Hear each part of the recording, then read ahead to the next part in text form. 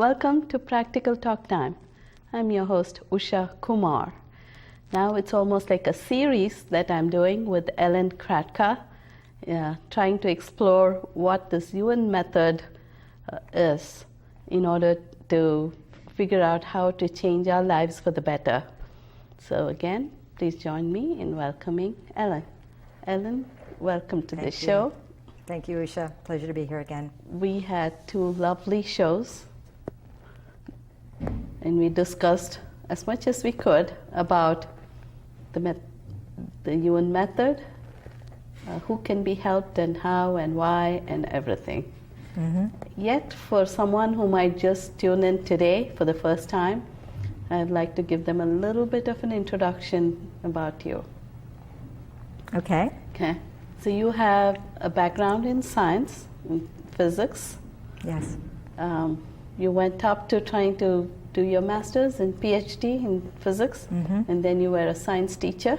Mm-hmm. But now you've come a long way from there, but in some ways tethered to the philosophy of physics. Yeah, right? Very much. Yeah. And now you're healing people, helping people improve their lives. Mm-hmm. Yeah. That's it. And you live in Connecticut, I do. Mm-hmm. And not far from here. And it was such a pleasure talking to you in the last two shows. Yeah, I've enjoyed it too. But now all my crew members and others, they want to have more. They want to know about your Yuen method. So right. You talked about the new method that you came across recently in the past few years. And you've become a master at that methodology. Yeah. So please tell us something about that. Yeah. Well, maybe we can talk about what would happen in a session, give people an idea of how it works. So someone would come to me with a problem, and they will, usually people will talk to me a little bit, giving me their understanding of what's going on. And I try to keep the words kind of brief, because usually what people think is causing the problem is not really the cause of the problem. And so immediately I'm feeling the energy, I'm feeling energetically what's going on when they talk about it and what's really bothering them. I can use my feeling sense combined with my intuition to see what's really, at the root of the problem. And then I'm kind of silently finding things out, like, is the problem coming from inside of them, or is it their reaction to something outside of them? Mm-hmm. And is it something physical, or is it non-physical? Mm-hmm. So if it's inner physical, it's some level of the body is perhaps not fully integrated, or the physical intelligence has been blocked in that area, or there's not enough tension. Most people think that we need to relax more, and the truth is that most people are too relaxed, and when we relax too much, our bodies start to kind of go to seed. So we need to have life force flowing, and it's like if your heart stopped. While some people are very uptight, there are many who are relaxing too much. Well, even the people who are... a little bit of anxiety and stress is good, right? Well, even the people who are uptight, very often it's because they don't have enough tension in certain parts of themselves. So tension is not the same as anxiety. Tension is like, if you think of muscle tone and appropriate, readiness and tightness. So if you think about the heart, for example, the heart every moment contracts and expands, contracts and uncontracts, or tenses and untenses. So we really need our entire body to be following that same rhythm, tensing and untensing. And people who have heart attacks, it's usually because the heart is carrying all the tension for the rest of the body. I see. Yeah. Ellen, in your practice now, what are you finding? People are happy or sad when they're young, or when they're older? Are they sad? Or what's happening? Or when are they angry? When they're young or when they're old? Well, I've worked with people at all different ages, so everybody is different. There are some people who are fairly young who are still having some, problems that seem very heavy and serious to them, and they may be angry, they may be unhappy, they may be fearful. And then, of course, there are a lot of older people who, just through accumulating a lot of different experiences and the effects of those experiences in their bodies and in their minds, are wearing them down. So, all of the sensations and the emotions and the reactions and the thoughts, it just kind of builds up inside of us and gets to the point where it may be having a physical effect or an emotional effect, or, and people are wanting assistance.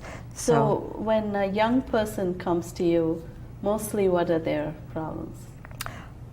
There really isn't anything that's been the same. I've had young people show up who have problems with school.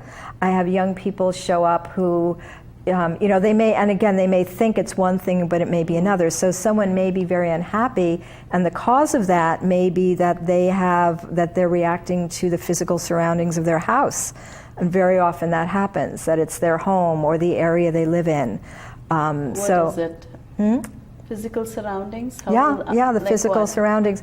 Well, perhaps some of your viewers are familiar with the idea of feng shui, that there are energy flows in the home. And so if there's too much energy in the home, or it's not balanced, or one of the elements is too strong at the expense of something else, or it may be that there's a lot of old consciousness in the home from the parents or previous owners, or something about the building. It may even just be the location, that there were negative things that happened there. We've had some feng shui shows here. Yeah, so there could be lots of things going on in the physical surroundings, either within the home or outside the home, or within the school, within the schoolroom or outside, or it could be a workplace. Oh, I see. Yeah, it could be the workplace also.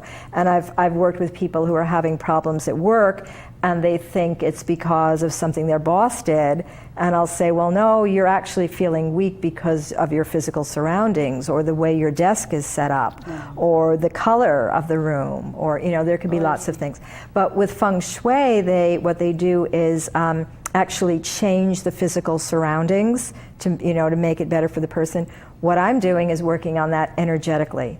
So I feel the person's relationship to the energy, whether it's of another person or of a room or whatever, and I basically just direct their innate intelligence, that physical basic intelligence that exists within the body, to change the relationship so that they experience it as more flowing and free and supportive of them. So everything can be done energetically. So even though they don't change their home, correct. They can still change the way their body reacts to that. Yeah, their body and their mind, And when they are, so this is for a student or a person who's working? Well, anyone who lives in a home, that might be the source of the problem. Sometimes, for example, people have problems with their husband, or their spouse, or their relationship. And so, I want to see what's going on in the relationship, but I'm also, I'm asking, well, is it coming from the relationship? Is it coming from the home? Is it coming from an experience that happened to them when they were very young, or maybe something that happened with their ancestors, or in that virtual or past life reality that they experienced? So where is the problem actually coming from? And then, for such shifting a thing, would you need both spouses to be present? Or? No, and in fact, nobody needs to be present. I've done many sessions where the person isn't even present with me over the phone. Because if somebody tells me, okay, this is who I want you to focus on, my awareness immediately goes there, and I can feel them even without ever having met them, even without knowing the name. It's just like I send the intention to, that person's daughter or husband or whatever, and immediately I can feel what's going on. How does what you do, in terms of helping, especially in such a situation, how does it differ from, or how is it similar to, psychologists' work? A psychologist is generally working with the conscious mind. So it's, they're talking about things that happened and trying to create conscious understanding in order to change them. But I'm not primarily working with the conscious mind. I'm working with the physical, intelligence and the relationship between that and the conscious mind and the subconscious mind and even the totally unconscious mind. I'm feeling for, because so we were the whole field. And we were talking last time a little bit about the DNA and what's held in the cells, and so all of the memories, all the memories in the cells. Right, all of the experiences even the are held there. regenerated ones, even they still have the copy. Yes. Okay. Yeah. And so everything that's ever happened to the person, whether they're aware of it or not, is held in that memory. So in a conscious conversation, they wouldn't know know to bring those things up. And that's why when people talk about things that they know about, even though they think that that's the problem, the things they're talking about, they've already neutralized themselves to. Okay. And that's why they can talk about it, because it's already arisen in their awareness, and so it can be cleared. So I'm looking for the things that are unsaid, that they're not aware of. And, I'm kind of pointing my finger at it and saying, okay, we see you, and then that can be deleted. So it's the things that people aren't aware of. I think most people do think that whatever they can recognize in their conscious mind, they think that, okay, that's the problem, this is how I'm going to deal with it. And that's how they remain in that state, the state of sadness or anger or misery, whatever it is, right? Yeah. And so they should now accept the fact that, okay, I have this problem, I need to go get help. They certainly could do that, but I also teach people that there's a way you can connect with it in yourself. So if you feel the feeling in a very direct way, like the emotion that you're having or the physical sensation or whatever it is, and you bring your awareness to it and you let go of the thinking about it, just feeling it, and you don't assume that it's coming from any particular cause or person or whatever, you just feel it, then that actually allows your physical intelligence to find the causes and delete them. So very often, and before I learned this method, that's something that I learned to do, to just really be willing to be present with what I was feeling. And when I did that, invariably, every single time I would feel better within a short amount of time, rather than fighting it, rather than judging myself for having the feeling, rather than trying to change my circumstances or another person. So how do you go about doing that? You just let yourself feel it. So if you have, for example, a feeling of anger that's coming up, so you just sit and you just kind of, it's like it's an energy. So it's kind of like, you can think of it as a hot energy, and you're just letting it expand within you. And you give yourself permission to let it get as big as it wants to get, as big as it needs to get. And as it does that, because emotions are carrying information, whatever the reason for it, whatever is there, will either be revealed to you consciously, or it will be revealed enough to your physical intelligence so that the anger can dissolve. And that's what happens. You sit there, and children do this all the time. Yeah. They will be upset about something, and if the parent doesn't try to get them to calm down or doesn't try to make them talk and change their mind, just lets them be angry, within a couple of minutes, usually they are like, okay, I'm running out to play again. It's over, right? It's like a little storm. So I would like to see people give themselves more permission to just be and have those feelings. And that, as you do that, you're actually developing or increasing your self-love, by giving yourself that gift. And the same with sadness. If you feel like you need to be sad for a few minutes, rather than thinking, oh, this is the reason and that has to change, or this is the problem, just feel the feeling, and then you'll notice that within a couple of minutes it will change. So just acknowledge the feeling and sit with it. Yeah, exactly. Process it. Yeah. That's a good suggestion. But in terms of actually trying to heal or improve something in a more complex, like a combination of these things, some emotional feelings and things, anger and such, that also affect the physical body. Then how do you approach that? Well, in the same way, because every complex thing is made up of a whole bunch of simple things. And again, I'll look for what's called leading weakness. So what is the first, like the thing on top that needs to be cleared first. So I'll acknowledge what that is. And again, I'll get it's either actually physical, or it may be non-physical, or it may be coming from inside them or outside them. And I'll acknowledge that. And then I'll ask, okay, what's the next leading weakness? And I'll get the next thing. And generally, by the time we've done, sometimes it might be just one or two things, but generally, if it requires more, by the time we've done 3 to 5 things, the person is experiencing some kind of a change. And so then I make sure, it's kind of like building up a structure or a house. I make sure that that's holding strong, that I can feel strength in the combination of those things, that the person now feels stronger and is going to sustain that. And then after that, if the same problem is still there, or maybe they're realizing there's some other problem that's, that now came to their mind, or they're relating to it, then we work some more. Okay, what's the next cause, and the next cause, and the next cause. That's interesting. But then sometimes it's hard to find out, right? Whether it went away. No, because I can feel it, and they can feel it too. So when a problem is gone, I'll tell them, okay, think about now that same thing that was bothering you before. How does it seem now? And if the problem is gone, they'll say, it's neutral. I can't even think about it anymore. Or I'm thinking about it, but it's just like I'm watching a movie. It's not bothering me. So people feel the difference, and that's the basis for what I'm doing, which is why everyone can learn to do this. So it's not just time, because they say time heals everything. It's not time. So this is not just time. No, it happens. What I do happens in a millisecond. So that's why my sessions, people should expect when they do a session that, and even whether they're doing it on their own or with me, that they will feel immediate changes. And that means that something has happened because there's an immediate change. In the previous 2 shows, we were talking about the Yuen method, and even now we are still talking about the method itself. The method itself, how did your mentor or teacher develop this, do you know? I think he recognized early on, as a lot of people do, that he was able to just feel other people's energy.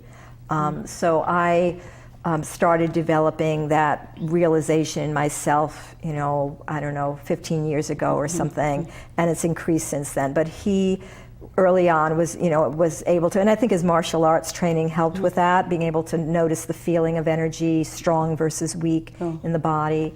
And then as he did that, he started realizing that he would get intuitively information would come in. He would just have a sense of what was going on. And then the more he worked with it, the more he got a sense of,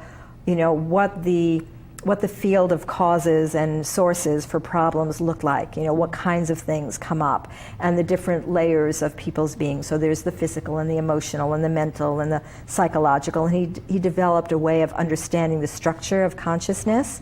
And then he started looking at how different things supported each other in the body or in the person's life, like a family mutually supporting each other, or the different parts of the body, the different organs supporting each other, and looking at the evenness of energy and the flows of energy. Like I work with people sometimes, and I can feel they just say something's wrong, and I can say, well, yeah, because your energy is not flowing from front to back as evenly as, the same as it is from back to front. So we work on developing a sense of evenness, which then creates a feeling of harmony within your body and in the world. So there's lots of things about how energy works that he just started learning and putting together into a system. I see. Earlier, Ellen, you were saying about beliefs. So how does one change one's beliefs? If they are bad ones, if they're not good. Well, the first thing is to recognize it, and then when I work with people, I see it it's like within a network. So if you have a belief, it may be connected to your family influences, may be connected to cultural influences, it may be religious influences. And so I'm looking at, it's like the tentacles of the thought, what is it connected to? And as I acknowledge each of those sources, and evening out the person or strengthening them in relation to the source, so that they're not controlled or run by their family beliefs or their family influences, then little by little the person comes more into a sense of their own, being in charge of their own life, knowing what really feels like truth with a capital T for them, as opposed to just things they've been told. And generally people come back pretty easily and quickly to a sense of their own value and letting go of the beliefs that have limited them or that really aren't true. But we kind of have to find, what's the web that's all sitting in, and what's So it's the person who's having any difficulties, that's the person who can go and change themselves if they want. Any difficulties, So one person cannot change another person. One person can assist a person in changing. So like a parent with a child. Yeah, and even just friends. Or even friends with one another. So when I work with people, people can learn to feel the energy themselves and have a sense of when you're speaking with someone, just say you're going out with your friend and you feel what's going on there, and just kind of holding an awareness of that, and maybe an intention for them to return to well-being or to strength. And so anyone can assist someone else in that way, And it's a wonderful thing to do. But then how do we do that with the energy? Because in your system you said you let that person use their own energy. Yeah, but it's kind of like... How do we pass on that intention? Yeah. So you can do it out loud. You can say, "Oh, I see that you're feeling so in such and such a way. How about if we just sit with that for a while and breathe with that? And I'd like to invite you to feel it in your body, and I'll be feeling it along with you." Or you could even do it silently, because since we're all connected energetically, if I send a telepathic intention to you, if I send an intention of strength or love or for the energy to flow more or whatever it is, then even if you're not aware of it, you're receiving that, and that's assisting you. And then however much you take advantage of it is kind of dependent on if you're ready to and how many blocks there are in the way. So if you're open to really changing in the moment, then you will receive that intention. And I've sent intentions to you, Usha. I've just energy flow and energy, feeling good.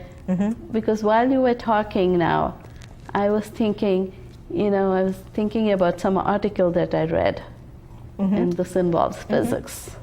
Okay, that all the cells in the body, everything, the matter that we think we are made of, really, if you look at each molecule, each atom, they're all like space. Yes. Most of it is space. Yes. And in that also we know that the electrons and things are shared, and they keep jumping from the air, from you to me to everything else, which is why we say everybody is the same, and people sometimes don't believe that. So what do you think about that? Yeah. So absolutely. Yeah, we are mostly space, and we're sharing. We share the same energy fields, and consciousness is communicated. When it comes to consciousness, there's no distance and there's no time. So anyone can connect with how they felt at another time in the past, or even project themselves into the future. We can feel what someone else is feeling, even if it's on the other side of the world. And the levels of matter at the most fundamental levels of matter, that's where most of the energy is. So a lot of the imprinting that we have and those beliefs and the different things are held at the level of the atoms or the quantum particles, and so very often that's where I need to go to help them be released or changed. Is that how we have sometimes telepathic information? Yes. And when someone's hurting, if it's a family member or a sibling, and even if they are thousands of miles away, you feel that sometimes. Yeah, I had an experience once. I had left my daughter with my father and his wife to take care of them when I was doing a dance contest, because I do dancing. And when I was driving back to pick her up in the car, I just knew something was wrong. I could just feel it. And I got there and she was crying. No, I just energetically, I felt her unhappiness. And I got there and she was crying. My father was still trying to put her to sleep, but she was very unhappy. So I knew it, on the way. And many times when she was young, I would wake up at the moment when she had woken up or she was having a problem. So we are all connected. Yeah. I found that very interesting and intriguing, because we do think of everything as having a lot of mass and having a lot of density and everything, and then suddenly you come across an article like this, a very scientific article that talks about the atoms that we all share, actually. Yeah, it's really an illusion. This the whole thing. Electromagnetic force causes my hand to not be able to push into the chair and make me think it's very solid, but yes, it's mostly space. Actually, there's a lot of space, and it's, and actually that is the philosophy. I don't know if you're familiar with the Hindu religion. Somewhat, yeah. So the main thing it says is the whole world is Maya, which is illusion. Yes. And that's where it starts. It says, don't think that you are who you are and the matter is what it is. and it's all illusion. And I think for centuries people just couldn't wrap their minds around it or really understand the depth of the thing. But more and more science is proving that some of those things are true, and somebody somehow knew it. Yeah, thousands of years ago. Modern science is just starting to catch up with some of the ancient teachings and things that were known texts and information. For thousands of years. Yeah. And who knows? I know. It's interesting sometimes to see all the scientific discoveries. Well, that is the basis of what I do, the idea that really it's all consciousness.